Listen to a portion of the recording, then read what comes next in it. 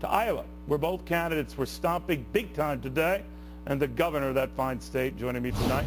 Chair Branstad, I don't think we've even seen the likes of two guys fighting so hard for all of 6 electoral votes. What do you make of this?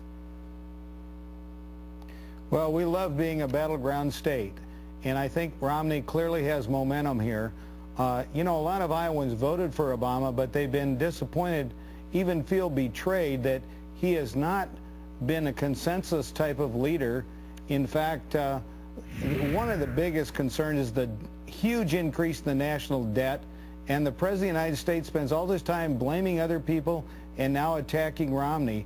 That's not leadership. People see what I've done as governor, what other governors have done to reduce the size and cost of government and to encourage business by reducing taxes and regulations. But do you think it's your success? That's what Romney wants to do for America, what your Republican success, governors Governor, are doing across this country. All right, I apologize. We have a bit of a delay, and I don't mean to be intrusive, but do you think that your success is coming to the president's benefit? As you turn things around and drive the unemployment rate lower and improve business conditions, it is the president who's the beneficiary of that.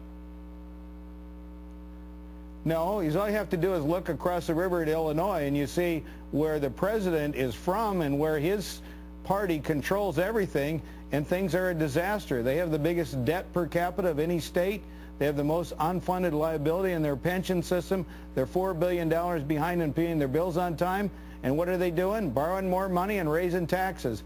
That's exactly the wrong formula, and that's the reason why we need a president that will do for America what Republican governors are doing, not only in this state, but in Wisconsin and Michigan and Pennsylvania and Ohio and all across the country.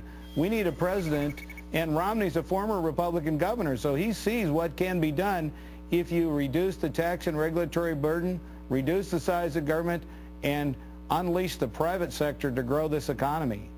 Do you think these latest indications we're getting out of so many Fortune 500 companies, Governor, that they're scaling back, laying off workers, sort of battening down the hatches for something bad they see coming, hits the president, or is it too late? Look at what's going to happen on January 1st. We're going to lose the Bush tax cuts, and then we're going to have sequestration. We have this huge cliff that could send the whole nation back into a recession.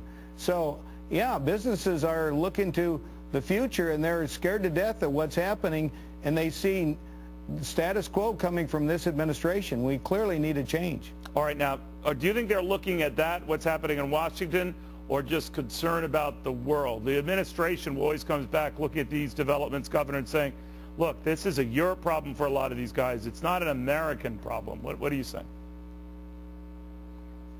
Well, I can tell you that we're in the same direction as Europe because we're spending way more than we're taking in. In fact, we'll be worse than Greece within 4 years if we don't have new leadership in this country. So we don't want to follow the European example. We want to follow the example of what Republican governors are doing in their states, reducing the regulatory and tax burden, encouraging private sector businesses to expand and grow. We also know that Obamacare is something that's unaffordable and unsustainable and needs to be gotten rid of. Governor, thank you. Very good seeing you again. I apologize for the bit of a delay there. Always a pleasure, sir.